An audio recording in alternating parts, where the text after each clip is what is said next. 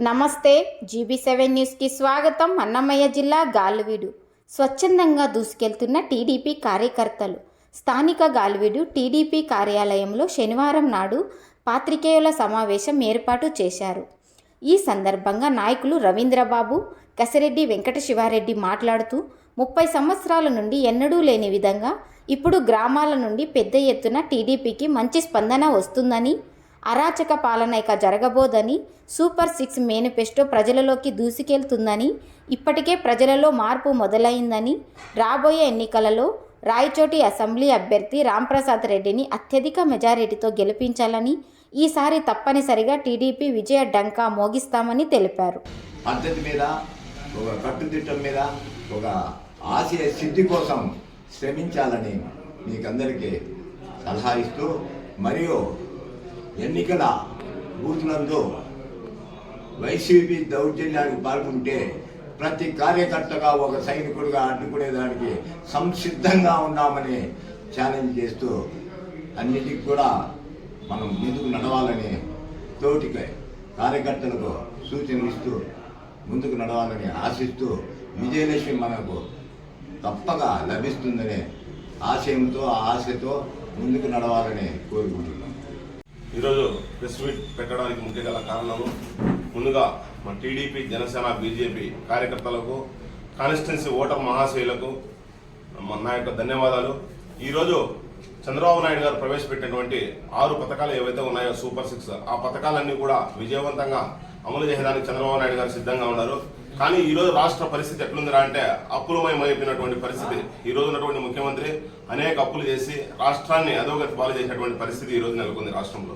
అంతేకాకుండా మా గాలివీడుకు సంబంధించి అనేక సమస్యలతో సతమతమవుతున్నటువంటి తీరు చూస్తే చాలా దయనీయమైన పరిస్థితి. ఈ రోజు తాగడానికి నీళ్లు లేవు గాలివీడు మండలంలో. ఈ రోజు ప్రాజెక్టు కట్టినప్పటికీ, రాజశేఖర రెడ్డి గారు ప్రాజెక్టు కట్టినప్పటికీ 4.6 TMCల నీళ్లు నిలువ ఉన్నప్పటికీ కూడా గాలివీడు గ్రామాల్లో తాగడానికి నీళ్లు లేక విలవిల్లాడేటువంటి పరిస్థితి ఈరోజు మా గాలివీడు మండలంలో నెలకొంది. అంతేకాకుండా దగ్గరలో ఉన్నటువంటి వెలుగుల రిజర్వాయర్ ఉంటుందన్నమాట. దాన్ని కొంచెం కాస్త మరమ్మతులు చేసి దాని నుంచి గాలివీడు చెరువుకు నీళ్లు ఇచ్చింటే ఈ రోజు రైతులు సస్యశ్యామలంగా పంటలు పెట్టుకుని బాగుండేవాళ్ళనే విషయం కూడా ఈ సందర్భంగా తెలియజేస్తున్నా. అదేవిధంగా గతంలో ఇప్పుడున్నటువంటి శ్రీకాంత్ రెడ్డి గారు అయితే గాలివీడుకు మహిళా డిగ్రీ కాలేజ్ ఒకటి ఇస్తానని చెప్పినాడు అనమాట. ఈ రోజు డిగ్రీ కాలేజ్ రానటువంటి పరిస్థితి. అంతేకాకుండా గ్రామాల్లో నీళ్లు ఇచ్చిన తర్వాతనే ఓటు అడగడానికి వస్తాననేటువంటి శ్రీకాంత్ రెడ్డి గారు ఈ రోజు ఏ ఊర్లోకి వెళ్ళినా కూడా బిందెలు అడ్డబెట్టేటువంటి పరిస్థితి ఈ రోజు గాలివీడు మండలంలో నెలకొంది అనమాట. అంతేకాకుండా ఈ రోజు రాష్ట్రంలో నిరుద్యోగ సమస్య అత్యధికమైపోయింది. ఈ రోజు ఉద్యోగాలు లేక వెలువెలాడుతున్నటువంటి యువత, అదేవిధంగా యువత చాలా వరకు ఈరోజు దురలవాట్లకు బానిసలే ఈ రోజు జీవితాలను సర్వనాశనం చేసుకునేటువంటి పరిస్థితి. అంతేకాకుండా ఈ రోజు రాష్ట్రంలో దాదాపు 20 నుంచి 30 వేల మంది బడుగు బలహీన వర్గాలకు సంబంధించిన అమ్మాయిలు కనిపించినటువంటి పరిస్థితి కూడా ఈ రోజు రాష్ట్రంలో నెలకొందనే విషయాన్ని కూడా సందర్భంగా తెలియజేస్తున్నా. ఈ రోజు సామాన్య మధ్యతరగతి కుటుంబాలకు రక్షణ లేనటువంటి పరిస్థితి. అంతేకాకుండా ల్యాండ్ అక్విజిషన్ యాక్ట్ ఒకటి ఈరోజు ప్రవేశపెట్టాడు జగన్మోహన్ రెడ్డి గారు. అంటే మన ఆస్తులు, మన తాతగారు మనలో సంపాదించిన ఆస్తులు ఈ బుద్ధి దాని మీద కూడా వాళ్ళ పెత్తనం చేసేటువంటి ప్రభుత్వాలు, లీడర్లు పెత్తనం చేసేటువంటి పరిస్థితి ఈ రోజు రాష్ట్రంలో నెలకొందనమాట.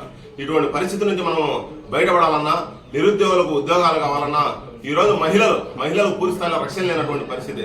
మహిళలకు ఈ రోజు చంద్రబాబు నాయుడు గారు ఉచిత బస్సు ప్రయాణం పెట్టాడు అనమాట. అంటే గ్రామీణ ప్రాంతాల నుంచి పట్టణానికి పనులు చేసుకునే వ్యక్తులకు వచ్చి దాదాపు 100 రూపాయల నుంచి 200 రూపాయలు ఛార్జీలు ఖర్చులు వస్తాయి రోజు. అవి మిగిలినంటే నెలకు దాదాపు 3000 మిగిలినట్టే అనమాట వాళ్ళకు. కాబట్టి మహిళలను పూర్తిగా దృష్టిలో పెట్టుకుని మహిళల సాధికారత సాధించే దానికోసం చంద్రబాబు నాయుడు గారు ఒక రైతుకైతేనేమి సంవత్సరానికి 20,000 ఇచ్చేటువంటి పరిస్థితి, మహిళలకు ఉచిత బస్సు ప్రయాణం ప్రవేశపెట్టేటువంటి చంద్రబాబు నాయుడు గారు. అంతేకాకుండా 3 గ్యాస్ సిలిండర్లు ఇచ్చి వారికి ఊరట కల్పించినటువంటి పరిస్థితి.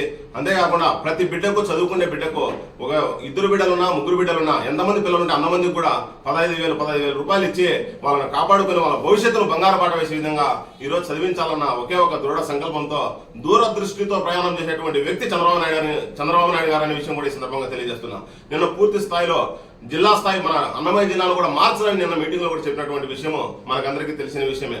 ఇటువంటి విషయాలన్నీ మనం దృష్టిలో పెట్టుకుని ఈ రోజు చంద్రబాబు నాయుడుకు పట్టం కట్టేదానికి ప్రతి ఒక్కరు కూడా సిద్ధహస్తులై ఉన్నారనే విషయాన్ని ఈ సందర్భంగా తెలియజేస్తున్నాం.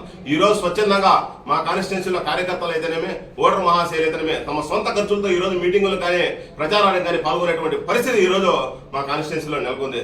ఏ ఒక్క వ్యక్తి కూడా స్వార్థం కోసమో, ఈ రోజు డబ్బు కోసమో, మద్యం కోసమో ఆశపడకుండా మా యొక్క కార్యకర్తలు, జనసేన, బీజేపీ, టీడీపీ కార్యకర్తలు ఈ రోజు స్వచ్ఛందంగా ముందుకు వచ్చి పార్టీని గెలిపించేదానికి ఈ రోజు కష్టపడుతున్నటువంటి తీరు చూస్తే హర్షణీయమైన విషయం అన్నమాట.